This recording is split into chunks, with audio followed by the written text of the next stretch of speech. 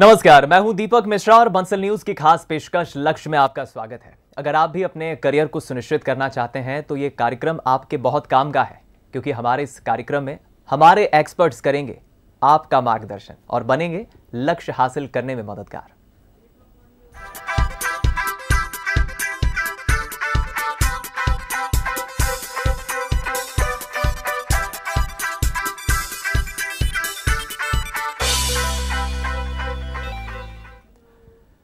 तो जैसा कि आप जानते हैं कि हमारे इस कार्यक्रम लक्ष्य में हम उन लोगों से आपको रूबरू कराते हैं, उन लोगों से मिलवाते हैं जो शिक्षा के क्षेत्र में बेहतरी के लिए काम कर रहे हैं। छात्रों के मन में करियर को लेकर अगर कुछ सवाल उठते हैं तो उसका जवाब वो बखूबी देते हैं। कैसे शिक्षा के स्तर को बढ़ा सकें, इसके लिए वो लगातार प्रयासरत हैं। और लक्ष्य की आज की इस खास पेशकश में हमारे साथ भोपाल से डॉक्टर राज धाकड़ जी मौजूद हैं, जो राज धाकड़ कोचिंग क्लासेस भोपाल के डायरेक्टर हैं। बहुत स्वागत है आपका। और साथ में हमारे अदिति राजवैद है, जो इसी कोचिंग क्लासेस की स्टूडेंट। आपका भी बहुत स्वागत है अदिति। तो चलिए चर्चा की शुरुआत करते हैं। सबसे पहले डॉक्टर राज सर, आपसे जानना चाहेंगे, एजुकेशन के क्षेत्र में, शिक्षा के क्षेत्र में आप काम कर रहे हैं और बहुत अच्छा लगता है समाज के ऐसे लोगों से मिलना जो समाज के लिए काम करते हैं। आप लोगों को शिक्षित, बच्चों को शिक्षित कर रहे हैं और वही बच्चे आगे चलकर देश सेवा में अलग अलग विधाओं में काम करते हैं। कितने वर्षों से आप बतौर शिक्षक इस एजुकेशन की फील्ड में काम कर रहे हैं और एक शिक्षक होना ही आपने क्यों चुना? सबसे पहले तो बंसल न्यूज़ के सभी दर्शकों को मेरा नमस्कार। मैं डॉक्टर राज धाकड़ कोचिंग क्लासेस से। जैसा सर आपने मुझसे पूछा है, एक तरीके से देखा जाए तो मैं पिछले 15 से 16 साल से इस कोचिंग फील्ड में हूँ।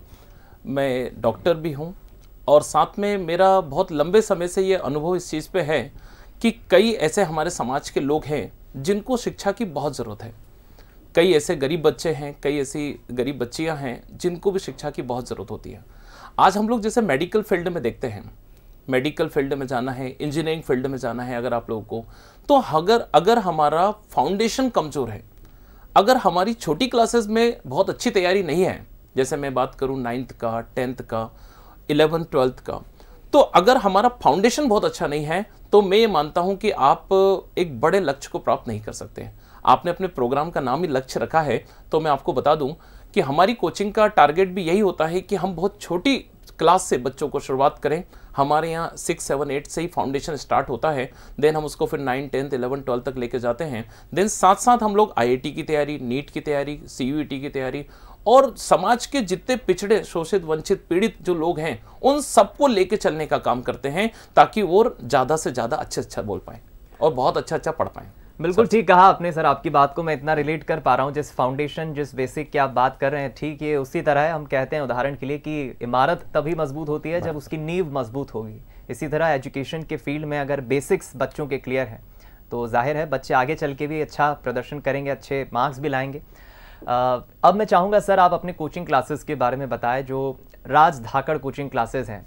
कितनी यहाँ की क्षमता है स्टूडेंट्स की? अभी फिलहाल एकेडमी कब से चल रही है, कितना आपका स्टाफ है और कैसे आप कोचिंग क्लासेस कंडक्ट कर पा रहे हैं? बहुत बढ़िया। देखिए मेरे को कोचिंग पढ़ाने का अनुभव जो है वो 2005-6 से ही मैं पढ़ा रहा था, जब मैं मेडिकल कॉलेज में था।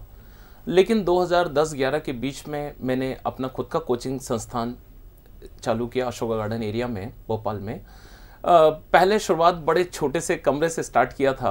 5 से 10, 15 बच्चे मैंने पढ़ाए स्टार्टिंग में। धीरे धीरे हमारे बच्चे बढ़ते गए, क्योंकि हमारा उस एरिया में, खास करके अशोका गार्डन क्षेत्र में या पूरे मध्य भोपाल में, एक ऐसा सेंटर था जो CBSE बोर्ड पे बहुत अच्छा काम करता था, है ना। CBSE बोर्ड पे काम करना है, साथ में इंग्लिश मीडियम पे बहुत ज़्यादा वर्क करना है, साथ में फाउंडेशन में लेकर के नीट और IIT भी आपको लेकर चलना है। यहाँ से मैंने शुरुआत की। आज आप देखें धीरे धीरे हम लोग 2016 में MP मेरिट में मेरे 2 स्टूडेंट क्वालिफाई हुए। देन अभी भी आप देख रहे हैं हर साल नीट में, IIT में, बोर्ड में बच्चे जा रहे हैं। हमारे संस्थान की जो क्षमता है वो लगभग 350 से 400 बच्चों की है। 2 ब्लॉक लेके रखे हैं हम लोगों ने, ब्लॉक A है, ब्लॉक B है। मेरे साथ लगभग 12 से 15 बहुत ही अच्छे, डेडिकेटेड और बहुत ही ज़बरदस्त मेहनत करने वाले शिक्षकगण मेरे साथ हैं। मेरे साथ में फिजिक्स के लिए बेहतरीन फैकल्टी में सलमान सर, मैथ्स की फैकल्टी में भी आपके प्रशांत सर, और बायोलॉजी के लिए doctor Nida, then foundation wing के लिए अनीता मैडम, अंजलि सबा, और भी बहुत अच्छे सारे टीचर्स की टीम है जो काम करती है। हमने ना केवल साइंस बल्कि कॉमर्स फील्ड में भी बहुत अच्छा वर्क स्टार्ट किया है। इसी प्रकार हम लोगों ने इसको बहुत ज़्यादा आगे तक बढ़ाने की कोशिश की है और आप सबका सहयोग रहा तो हम इसको और भी आगे तक बढ़ाएंगे और ज़रूरतमंद लोगों की सेवा भी करेंगे। क्या बात है, यानी आपकी फैकल्टी के तौर पे एक मजबूत और एक अनुभवी टीम आपके साथ काम कर रही है, बच्चों का मार्गदर्शन कर रही है। मैं लौटूंगा आपके पास सर। अब अदिति आपसे ज़रा बातचीत कर ली जाए। अदिति, पहले तो बताएं अभी आप क्या कर रही हैं, कौन सी क्लास में हैं और आगे चलकर आप क्या प्लान कर रही हैं करियर में? जी, मेरा नाम अदिति राजवैद्य है। मैं अभी 11th में हूँ, बायोलॉजी स्ट्रीम है मेरी और मेरा लक्ष्य है नीट की प्रिपरेशन कर रही हूँ अभी और MBBS में जाना है लक्ष्य। और आपने इस कोचिंग क्लासेस जो धाकड़ कोचिंग क्लासेस है, इसी को क्यों चुना? कब आपने एडमिशन लिया? क्या किसी ने आपको रेफरेंस दिया था या कैसे आप इस कोचिंग क्लासेस में आए? जी, मैंने 10th से ज्वाइन की थी एक कोचिंग और मेरा भाई भी इसी में पढ़ता था तो उसी के तरह जाके मैंने भी एडमिशन लिया और 10th में अच्छे मार्क्स प्राप्त करने के बाद फिर मैंने 11th भी यहीं से करने की वो ठानी की। अब MBBS करना है तो सर के पास ही अच्छी तैयारी होती है। तो अपार्ट फ्रॉम स्कूलिंग, आपको ये जो क्लासेस हैं, कोचिंग क्लासेस, ये आपके एग्जाम में कैसे मदद करती है? आपकी एग्जाम की तैयारी पूरी करने में कोचिंग क्लासेस का कितना इंपॉर्टेंट रोल आप मानती हैं?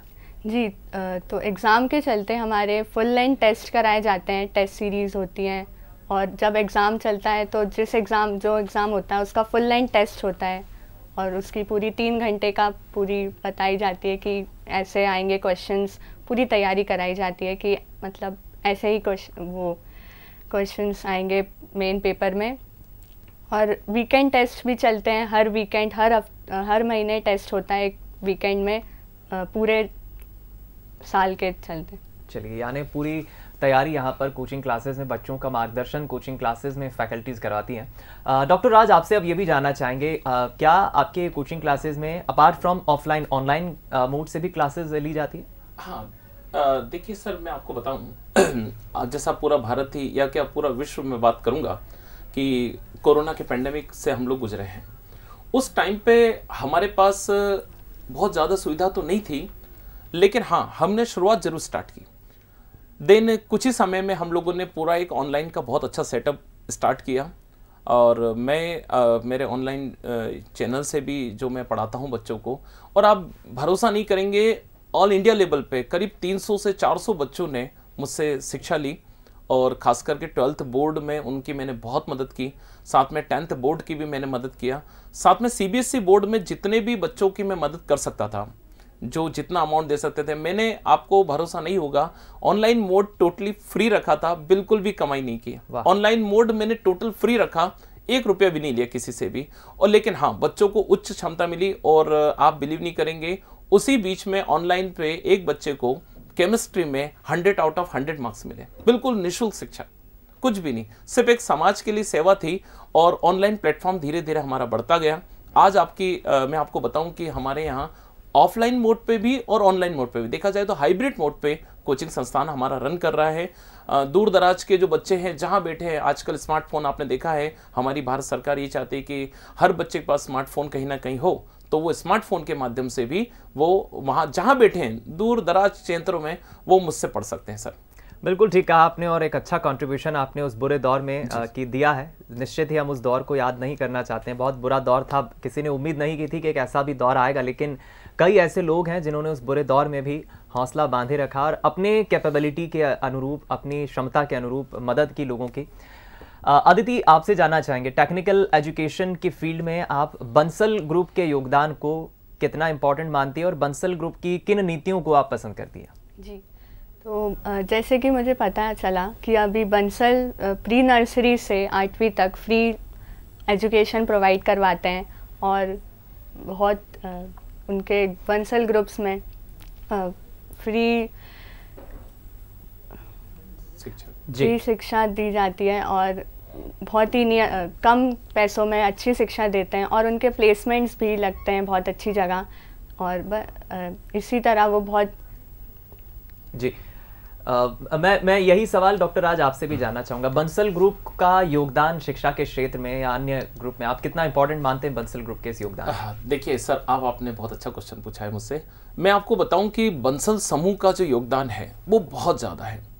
मैं कई पिछले 4-5 सालों से लगातार बंसल समूह के संपर्क में हूँ और मैंने देखा है कि उनका लक्ष्य एक जो अंतिम अंत्योदय, जो आपने सुना होगा, एक तरह जो अंतिम व्यक्ति है जहां तक पहुंच नहीं है वहां तक भी बंसल समूह अपने किसी न किसी माध्यम से, डिजिटल प्लेटफॉर्म से, या फिर आप लोग उनके जो वेन वगैरह जो भी सुविधा है उससे, या फिर उनका फर्स्ट से लेकर के नर्सरी, प्री नर्सरी से लेकर 8th क्लास तक में निःशुल्क शिक्षा, बाय उनकी बस के थ्रू आना जाना, दूसरा कॉलेज में भी उनके मदद करना। बंसल वाले अपनी जगह पे इतना मदद करते हैं सर, हर तरीके से। आपने देखा होगा डिजिटल प्लेटफॉर्म पे बंसल्स के उनके ग्रुप पे भी लगातार कुछ अच्छे अच्छे शिक्षा से रिलेटेड, स्वास्थ्य से रिलेटेड, अपग्रेडेशन के लगातार प्रोग्राम आते जाते हैं, जिससे बच्चे आगे क्या करना है भविष्य में, बंसल समूह आपकी कहीं ना कहीं प्रत्यक्ष या फिर अप्रत्यक्ष रूप से आपकी मदद करता है, लगातार मदद में लगा रहता है। आप देखें आजकल हाईटेक, मैंने खुद देखा है बंसल के स्टूडियो, उनके ग्रुप जो है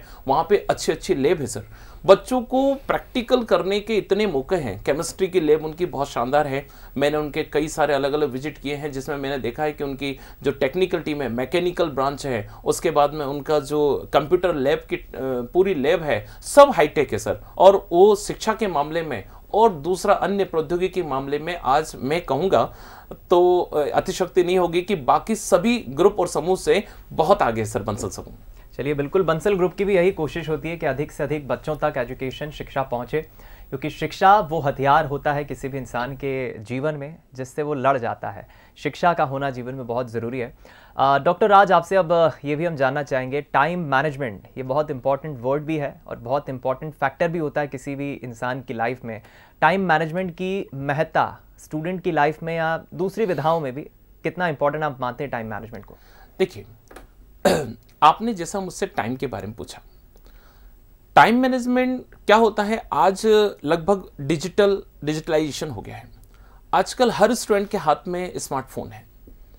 अब इस स्मार्टफोन के एक उपयोग भी अच्छे हैं और कुछ दुरुपयोग भी हैं, यानी कि मेरिट्स भी है और कुछ डीमेरिट्स भी है। अगर आप सर मेरिट्स और डीमेरिट्स अगर हम लोग दोनों तीनों चीज़ों को अगर एक साथ देखेंगे तो हम ये देखते हैं कि इसमें कई बार ऐसा होता है कि बच्चा रात को लेट नाइट तक मोबाइल यूज़ कर रहा है। अब उसका जो समय बोर्ड में पढ़ने का था उस समय में वो क्या करता रहा सर, मोबाइल चलाता रहा। जब लंबे समय तक उसको पढ़ने पे फोकस करना था, जब लंबे समय तक इस बच्चे को अपने स्टडी पे ध्यान देना था, उसने टाइम को मैनेज ही नहीं किया। अच्छा, इधर रात को आप लंबे समय तक मोबाइल यूज करेंगे तो सुबह लेट उठेंगे, आप उधर सुबह लेट उठे तो आपका सारा काम का शेड्यूल सब लेट हो गया, आपकी वेन निकल गई, आपको मम्मी पापा के द्वारा स्कूल जाना पड़ा, आपका होमवर्क नहीं चेक किया, आपने ये नहीं चेक किया आज कौन सी बुक लेके जाना है, मतलब आपका दिन ही खराब हो गया। दिन भर आप भटकते भटकते आगे बढ़ेंगे, फिर आप स्कूल से आए, देन आपको फिर भागा दौड़ी में आप कोचिंग पहुंच रहे, वहां का वर्क नहीं किया। यानी कि मैं चाहता हूं, देखिए अभी बोर्ड का समय है, अभी आप देखते हैं 10th 12th के CBSE MP स्टेट सभी के बोर्ड के एग्जाम चल रहे हैं।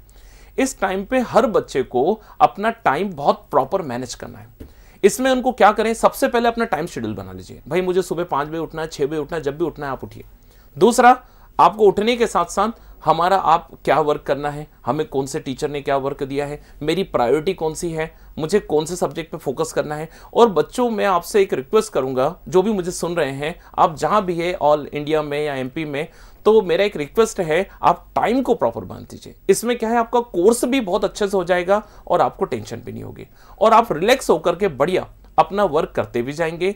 और यहां मैंने देखा है कि आपको किसी भी प्रकार का स्ट्रेस नहीं होगा, टाइम मैनेजमेंट होगा, आपका वर्क समय पे होगा, आप स्कूल प्रॉपर समय पे जाएंगे, आप कोचिंग समय पे जाएंगे, आप पेरेंट्स को समय देंगे, मोबाइल का कम से कम यूज करें, जितना आवश्यक है उतना ही यूज करें, इससे टाइम उनका परफेक्ट होगा सर। बिल्कुल ठीक, आपने कम शब्दों में बहुत महत्वपूर्ण बात आपने कही है, समय को लेकर टाइम मैनेजमेंट की क्या महत्ता होती है और स्टूडेंट्स इसका खासतौर पर छात्र जीवन में किस तरह सदुपयोग कर सकते हैं। अदिति, आपसे जानना चाहेंगे, अपार्ट फ्रॉम स्टडीज़, पढ़ाई और जो दूसरी एक्टिविटीज़ होती है, स्टूडेंट लाइफ में काफ़ी चैलेंजिंग होता है, कई दफ़ा पढ़ाई का प्रेशर भी होता है, कई दफ़ा माता पिताओं की इच्छाएं भी होती है करियर को लेकर।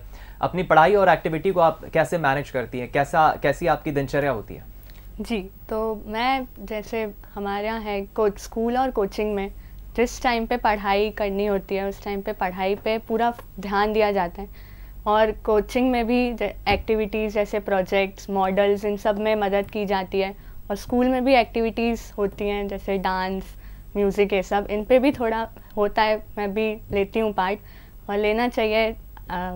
आप पढ़ाई से भी अलग होके एक्टिविटीज़ में मैनेज करना पड़ता है। जब पढ़ाई का टाइम हो तो सिर्फ पढ़ाई करें और अच्छे से मन लगा के, और एक्टिविटीज़ के लिए भी थोड़ा टाइम निकालना चाहिए।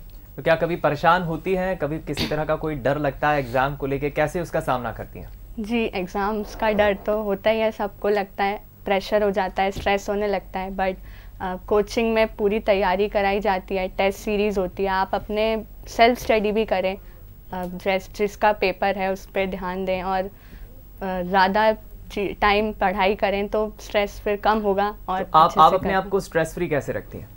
जी, मैं पढ़ाई मतलब जिस टाइम पे ज़्यादातर पढ़ाई करती हूँ, थोड़ा मोबाइल का यूज़ कम करती हूँ, और कोचिंग में भी टेस्ट दे के थोड़ी देर एक्स्ट्रा रुक के पढ़ाई करती हूँ, क्वेश्चंस लगाती हूँ, ताकि मेरे चैप्टर्स कंप्लीट होते जाएं, क्लियर होते जाए कंसेप्ट, और स्ट्रेस फिर कम हो।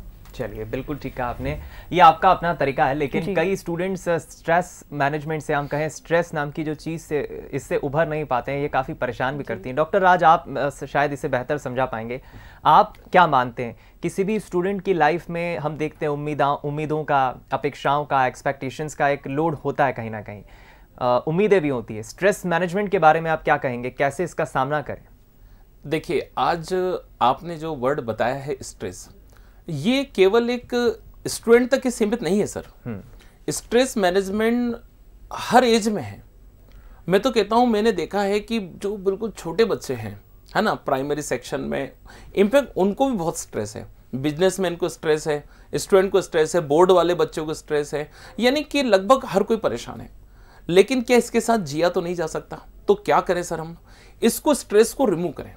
स्ट्रेस को रिमूव करने का सबसे अच्छा तरीका है जो नंबर 1 पे है। मैं आपको 5 बातें बताता हूं जिनसे स्ट्रेस मैनेजमेंट कवर होता है। सबसे पहला, नंबर 1, टाइम मैनेजमेंट। अगर आपका टाइम प्रॉपर मैनेज है तो आपको स्ट्रेस बहुत कम होने लगेगा। Number 2, priority. आपको यह समझना पड़ेगा कि मुझे किस चीज को प्रायोरिटी देना है। जैसे एक तरीके देखा जाए कि अगर किसान है, अगर किसान को खेतों में बुआई का समय है, तो उस टाइम पे अगर वो बुआई के समय पे ध्यान नहीं देगा तो बस बात है, वो भी स्ट्रेस में आ जाएगा। एक बिजनेसमैन है, जब बिजनेस का स्टार्टअप होता है तब वो घर पे सो रहे हैं तो भी सक्सेस नहीं होंगे। एक स्टूडेंट है, बोर्ड की तैयारी के समय पे अगर वो मोबाइल में इंगेज हो रहे हैं तो वो भी सक्सेस नहीं होंगे। स्ट्रेस लगातार बढ़ता ही जाएगा। जैसे मैं आपको एग्जाम्पल दूं, सपोज केमिस्ट्री में आपके इस साल बोर्ड में मान लो 12th में 10 चैप्टर्स आ रहे हैं।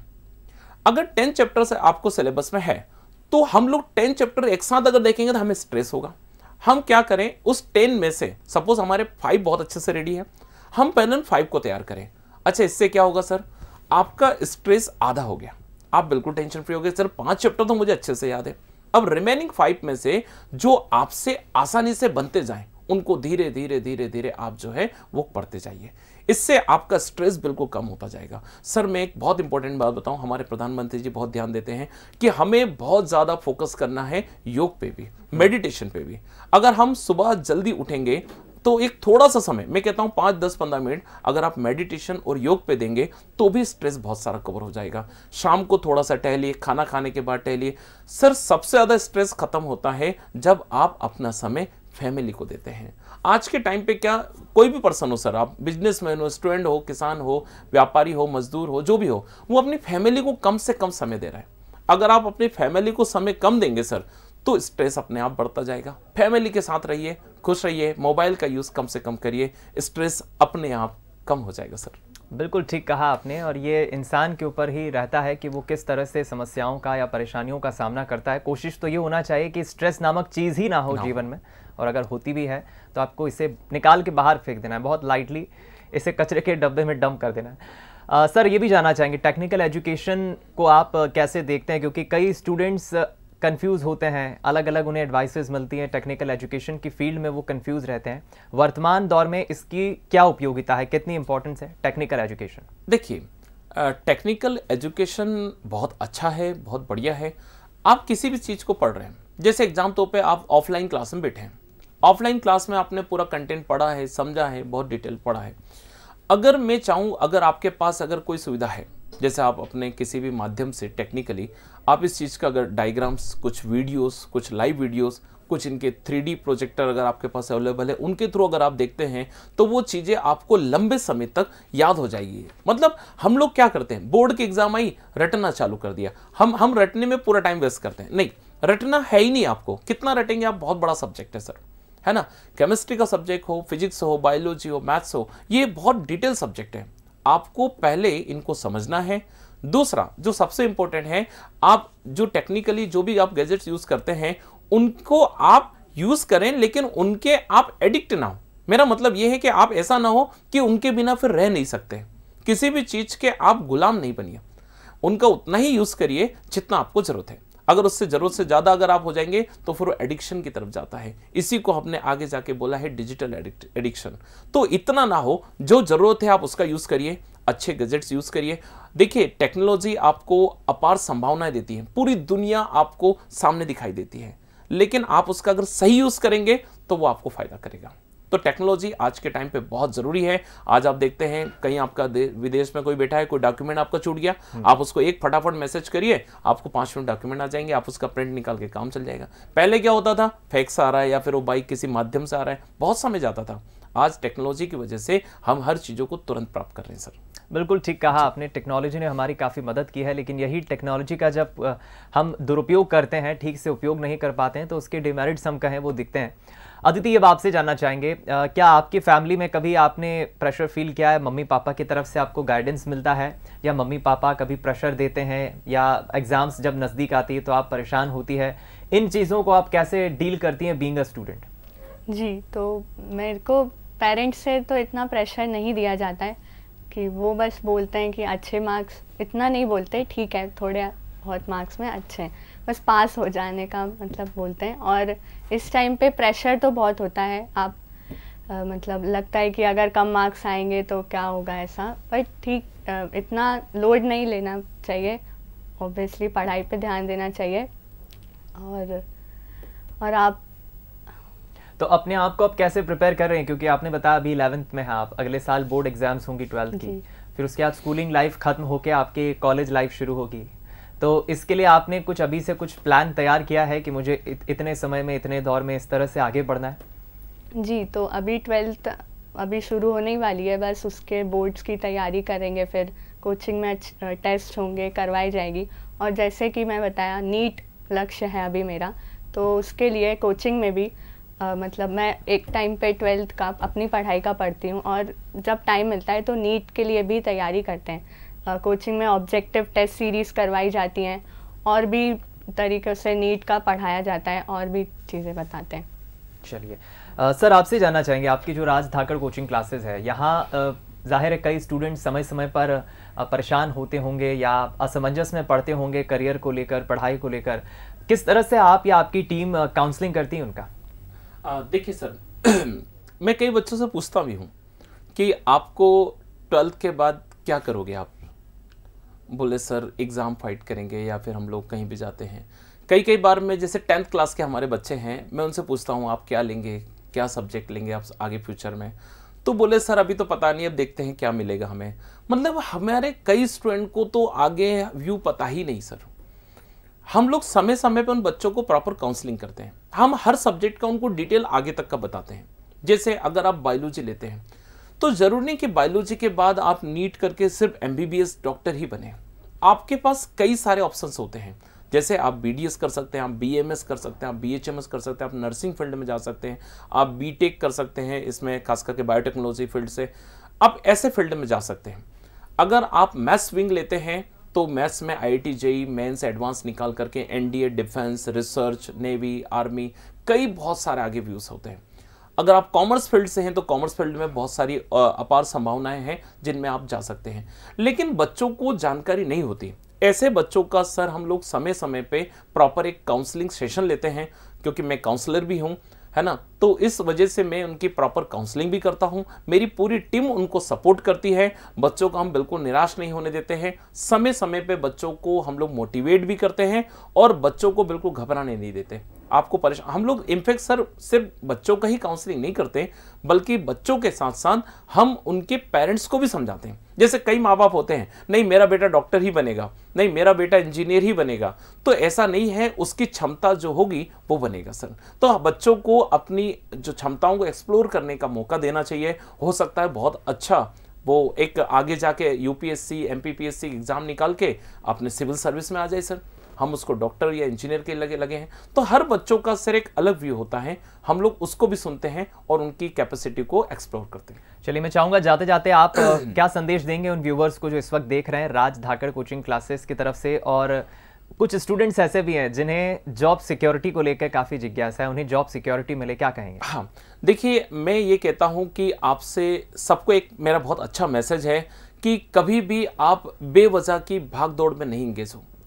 आप बिल्कुल परेशान ना हो, आप जिस फील्ड में हो, आप जो भी कर रहे हो उसमें अपना बेस्ट से बेस्ट दीजिए। जॉब की कोई कमी नहीं है, गवर्नमेंट इतनी सारी योजनाएं चला रही है। आजकल स्किल इंडिया बहुत अच्छा प्रोग्राम है जिसके थ्रू स्टूडेंट अपनी खुद के स्किल्स को डेवलप कर रहे हैं। आगे भी भविष्य में ऐसी कई योजनाएं लगातार चलती आ रही है, हमारी सरकार की तरफ से चल रही है, प्रदेश सरकार की तरफ से है, जिला स्तर पे भी बहुत सारी योजनाएं होती है जिनकी जानकारी प्रॉपर समय समय पे आपको ऑनलाइन के माध्यम से मिलती है। तो आप बिल्कुल परेशान ना हो, अपनी फील्ड में बेस्ट से बेस्ट करिए, बहुत अच्छा होगा, आप सबको बहुत अच्छी जॉब भी मिलेगी। तनाव मुक्त रहिए, अच्छे से अपना एग्जाम दीजिए और बिल्कुल आप अपना बेस्ट से बेस्ट दीजिए। चलिए सर, बहुत अच्छा लगा आपसे बात करके। आपने हमारे स्टूडेंट्स का, व्यूअर्स का मार्गदर्शन दिया और मार्गदर्शन किया और साथ में हमें समय दिया और तमाम सवालों के जवाब दिए। बहुत शुक्रिया आप दोनों का। Thank you sir.